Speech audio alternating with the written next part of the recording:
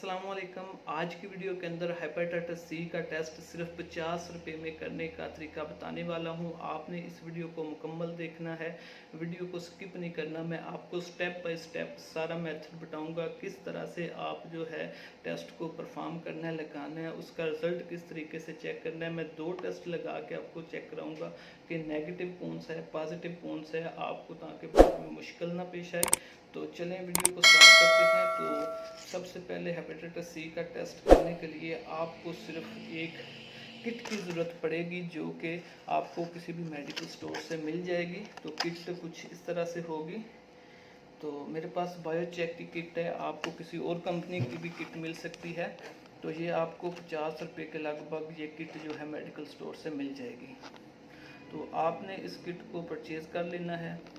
इसके बाद एक सिरिंज लेनी है और किसी डॉक्टर के पास जाना है, उसको बोलें कि मुझे जो 3 सीसी सैंपल है ब्लड का वो सिरिंज के अंदर निकाल के दे दें।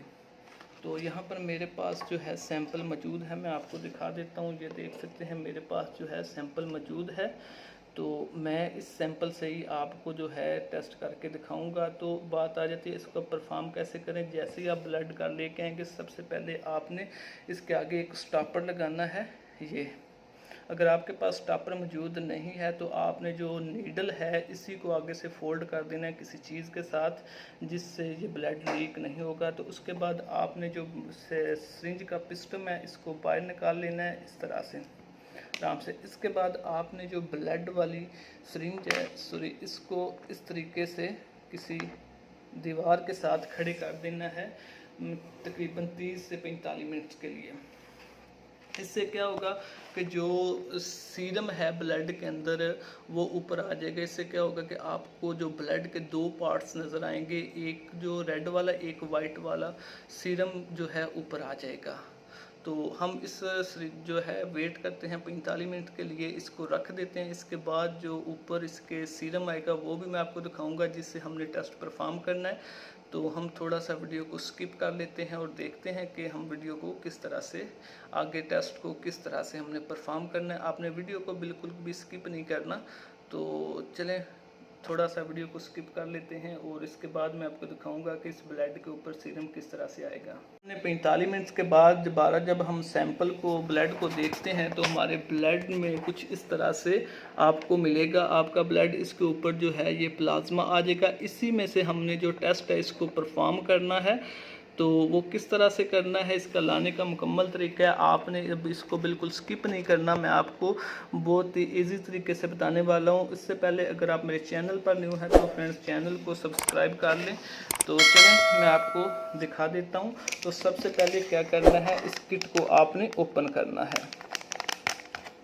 इस किट के अंदर से आपको 2 चीज़ें मिलेंगी, एक इसका ड्रॉपर मिलेगा और एक ये इस तरह की किट मिलेगी। ये 2 चीज़ें हैं।